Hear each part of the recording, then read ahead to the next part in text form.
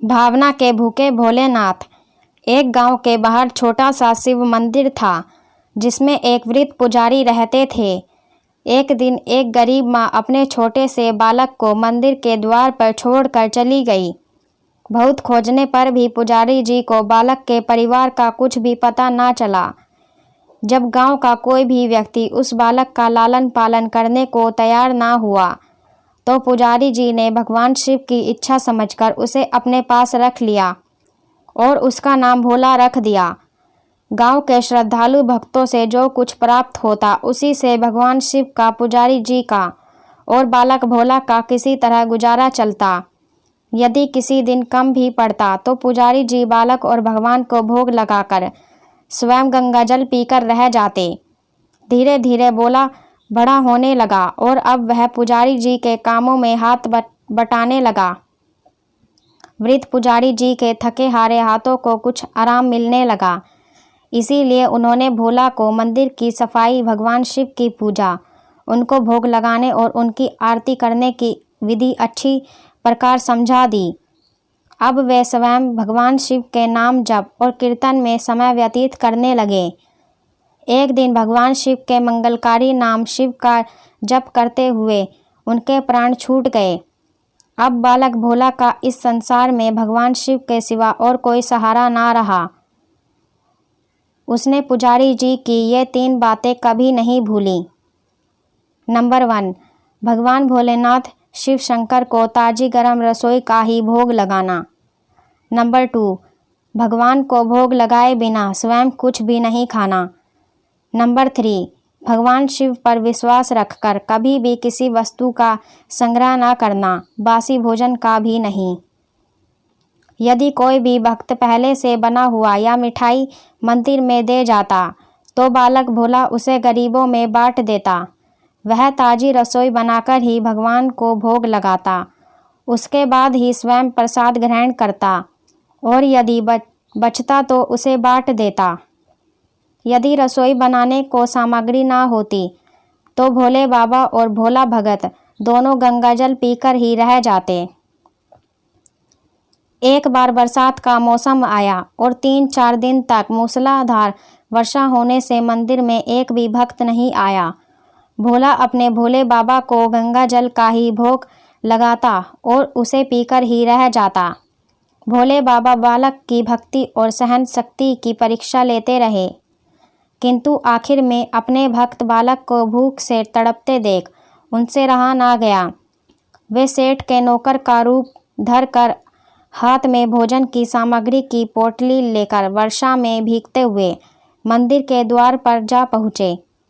उन्होंने आवाज़ लगाकर भोला को बुलाया और उसके हाथ में पोटली देते हुए बोले, सेठ जी ने यह राशन भेजा है, इससे रसोई बनाओ, भोग लगाओ और स्वयं भी प्रसाद पाओ। मैं कल फिर आऊँगा। भोला भगत ने आशीर्वाद देकर उसे विदा किया और सूखी गीली लकड़ियों के धुएं में गरम रसोई बनाकर भोले बाबा को भोग लगाया। पूरे बरसात के मौसम में भोले बाबा नौकर के वेश में भोला भगत को राशन देते आते रहे और स्वयं भी गर्मा गर्म रसोई का भोग पाते रहे। एक दिन भोला भगत ने सोचा कि सेठ जी को राशन भेजते हुए 4 महीने हो गए हैं, किंतु वे स्वयं कभी मंदिर में भोले बाबा का प्रसाद ग्रहण करने नहीं आए। अगले दिन जब भोले बाबा नौकर के वेश में राशन की पोटली देने आए तो भोला भगत उनसे बोला, भाई, तुम्हारे इतने धर्मात्मा सेठ जी कभी स्वयं मंदिर में प्रसाद लेने नहीं आए। इस कारण मेरा हृदय अत्यंत दुखी हो रहा है। अपने सेठ जी से कहना कि कल वे भी मंदिर में प्रसाद ग्रहण करने अवश्य पधारें। भक्त की बात सुनकर नौकर बने भोले बाबा चौंक कर घबरा उठे और बोले, पुजारी जी, सेठ जी मेरे द्वारा आपको राशन भेजते हैं, आप इससे भगवान को भी भोग लगा लेते हैं और स्वयं भी प्रसाद पाते हैं, फिर सेठ जी को बीच में बुलाने की क्या ज़रूरत है? जैसा चल रहा है वैसे ही चलने दीजिए ना। भोला बोला, ऐसे कैसे चलने दूँ? आपका धर्मात्मा सेठ जी इतने दिनों से राशन भेज रहा है, क्या मैं उन्हें भगवान का प्रसाद देने का अपना कर्तव्य भी पूरा ना करूं? मैं किसी का उधार खाने वाला नहीं हूँ। अपने सेठ जी से कह देना कि यदि कल भोले बाबा का प्रसाद ग्रहण करने ना पधारें तो मैं उनका राशन लेना बंद कर दूंगा। नौकर बने भोले बाबा तो अपने भोले भगत की अकड़ देखकर काँप उठे और यह सोचकर मन ही मन हंसे कि वाह, आज तो लेने वाला ही देने वाले पर दोष दिखा रहा है।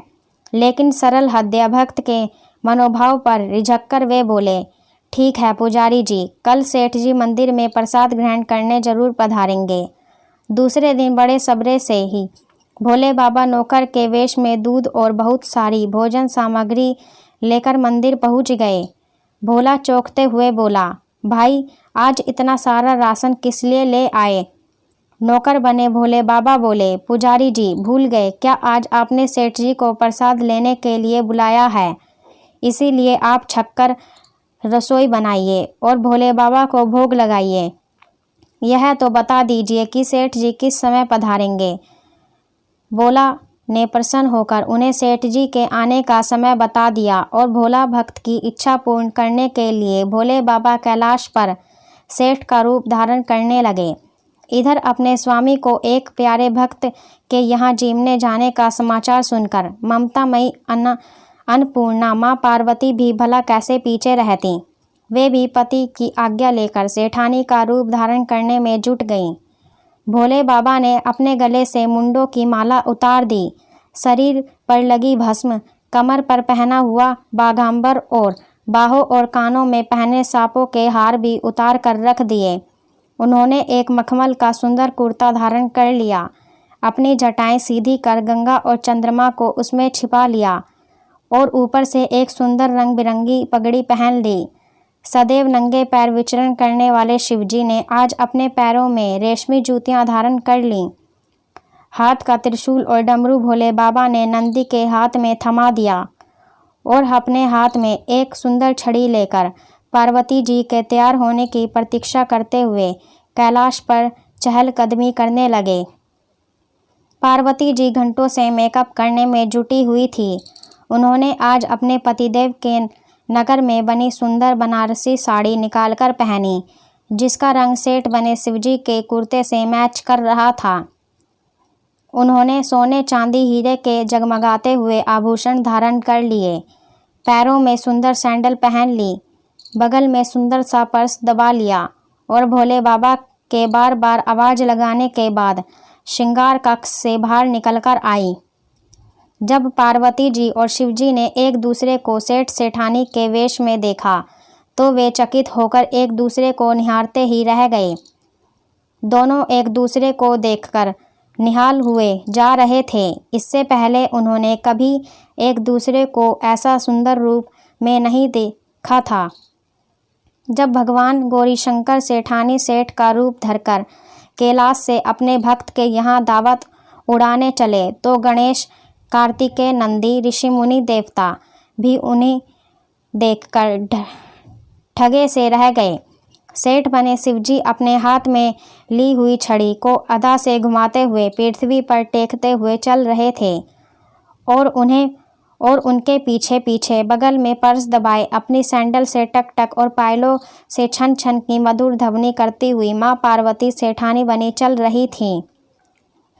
भोला भगत आज सुबह से ही सेठ जी के स्वागत में भांति भांति के पकवान बनाने में जुटा हुआ था। अपने भोला बाबा का भोग तो वह चलते फिरते बना लेता था, किंतु आज उसे कई महीने से भगवान को भोग लगाने के लिए राशन भेजने वाले सेठ जी को प्रसाद देना था। अतः आज उसने अपनी सारी पाककला झोंक डाली थी। उसने सेठ जी द्वारा भेजे हुए चावल धोकर खीर बनाई, उसे धीमी आंच पर पकाकर गाढ़ा किया और उसमें सेठ जी के द्वारा भेजे हुए पिस्ते, बादाम, केसर, किशमिश डाले। मिर्च और अदरक को कूटकर उसे बाजरा, बेसन और गेहूं के आटे में भरकर मोटे मोटे मिस्से टिक्कड़ बनाए। रसोई बनाकर भोला भगत पुण्य स्नान करने चला गया ताकि स्वच्छ वस्त्र पहनकर भोले बाबा को भोग लगा सके और सेठ जी को उनका प्रसाद दे सके। जब भोला भगत स्नान करके लौटा तो देखा सेठ जी प्रसाद ग्रहण करने के लिए स्वयं तो आए हैं, संग में अपनी सेठानी जी को भी ले आए हैं। भोला ने झट दोनों से राम राम की, उन्हें आसन देकर बैठाया और बोला, मैं अभी भगवान को भोग लगाकर आता हूँ, फिर आपको प्रसाद दूंगा। भावना के प्रेमी भोले बाबा से भक्ति सहन नहीं हो पा रही थी, इसीलिए वे बोले, पुजारी जी भगवान को जल्दी से भोग लगा दो, मेरा भूख सहन नहीं होता। भोला भगत बोला, सेठ जी भूख तो मुझे भी बड़े जोर से लग रही है, किंतु मैं अपनी भूख के कारण भगवान को भोग लगाना नहीं भूलता। यदि दुनिया के सारे लोग इसी तरह अपनी भूख के लिए भगवान को भोग लगाना भूल जाएं, तो भगवान तो भूखे मर जाएंगे। सेठ जी बने भोले बाबा एक पत्तल उठाते हुए बोले, पुजारी जी आप भोग लगाइए, इधर मैं पत्तल परोसता हूँ, मुझसे भूख सहन नहीं हो पा रही है। भोला भगत सेठ जी बने भोले बाबा को डांटते हुए बोला, सेठ जी भगवान के काम में ना तो जल्दबाजी चलती है और ना कंजूसी। मैं जब तक भगवान को भोग नहीं लगा लेता, आप रसोई के पास भी नहीं फटक सकते। चुपचाप इधर बैठ जाइए और ओम नमः शिवाय जपते रहिए। मैं अभी आता हूँ और आपको पेट भर भोजन कराता हूँ। सेठ बने शिवजी डांट खाकर चुपचाप अपने आसन पर जा बैठे। सेठानी बनी पार्वती उनकी यह दशा देखकर बड़ी मुश्किल से अपनी हंसी रोक पाई, लेकिन जैसे ही भोला भगत पत्तल में सामग्री लेकर भगवान को भोग लगाने मंदिर में गया, शिवजी पार्वती जी को मौन रहने का संकेत करते हुए चुपके चुपके पैर रखते हुए रसोई में पहुंच गए और उन्होंने एक एक व्यंजन उठाकर चखना शुरू कर दिया। भोले बाबा तो प्रसाद को चखते ही चकित रह गए। खीर में चीनी की जगह नमक भरा हुआ था और सब्जियों में चीनी भरी हुई थी। जैसे ही भोले बाबा ने रोटी का एक ग्रास तोड़कर मुंह में दिया, वे सीसी करने लगे, क्योंकि रोटी में मिर्च ही मिर्च भरी थी। वे सीसी करते हुए उल्टे पैर भाग आए और अपने आसन पर जा बैठे। माँ पार्वती अपने स्वामी की यह हालत देखकर खिलखिलाकर हंस पड़ी। इससे पहले कि भोले बाबा पार्वती जी के सामने कुछ सफाई दे पाते, भोला भगत ओम नमः शिवाय मंत्र का जाप करते हुए आ पहुंचा। उसने भोग को रसोई में मिलाकर उसे पवित्र बना डाला और फिर सेठ जी के सामने पत्तल परोसकर हाथ जोड़कर बोला, सेठ जी अब आप जी भरकर प्रसाद खाइए। भोले बाबा तो अभी अभी भक्त की भक्ति से भी जोरदार उसके हाथ की बनी हुई रसोई चख चुके थे, अतः उसे जीवने की बात सुनकर उनके पसीने छूटने लगे। कभी वे भोला का तो कभी पार्वती का मुंह देखने लगते। भोला तो सेठ जी की ढील बर्दाश्त नहीं हुई और भोला बोला, सेठ जी अब क्या हो गया आपको? अभी अभी तो इतनी उतावली मचा रहे थे, अब क्यों नहीं खाते आप? जीमोगे तभी तो माता जी भी प्रसाद ग्रहण करेंगी और फिर मैं भी प्रसाद पाऊंगा।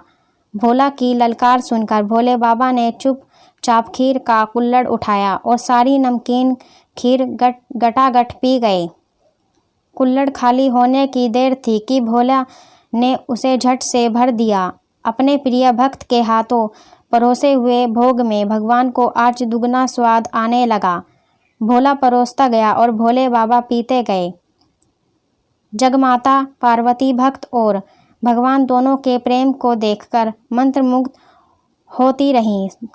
जब सारी रसोई समाप्त हो गई तो भगवान ने एक जोर की डकार ली।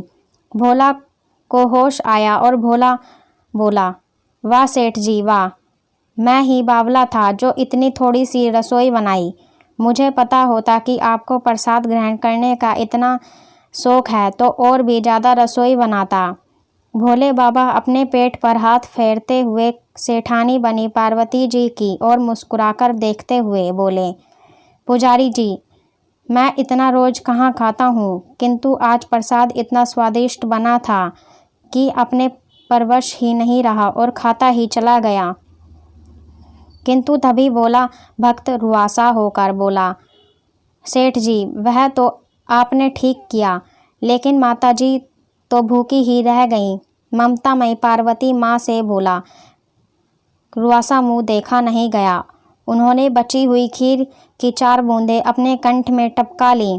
भोले बाबा द्वारा भोग लगाने से प्रसाद में अद्भुत अलौकिक स्वाद भर आया। ऐसी सुगंधित और मीठी खीर चखकर जगजननी आखंड तृप्त हो गई और उनके तृप्त होते ही सृष्टि का प्रत्येक प्राणी तृप्त हो गया। भोला भगत बोला, सेठ जी, आपने और माताजी ने प्रसाद ग्रहण कर लिया, इससे मुझे अत्यंत संतोष हुआ। समझ लीजिए कि आप दोनों द्वारा प्रसाद ग्रहण करने से मेरा भी पेट भर गया। मेरी तो वैसे भी महीने में 4-4 एकादशी हो जाती हैं, किंतु मैं भी एक दाना ले ही लेता हूँ, जिससे कि भोला बाबा प्रसाद का अनादर ना हो। यह कहकर जैसे ही भोला ने खीर के पात्र में लगा चावल का एक दाना उठाकर अपने कंठ में डाला, उसकी जन्म जन्मांतर की भूख प्यास मिट गई और समस्त वासनाओं और इच्छाओं की तृप्ति हो गई।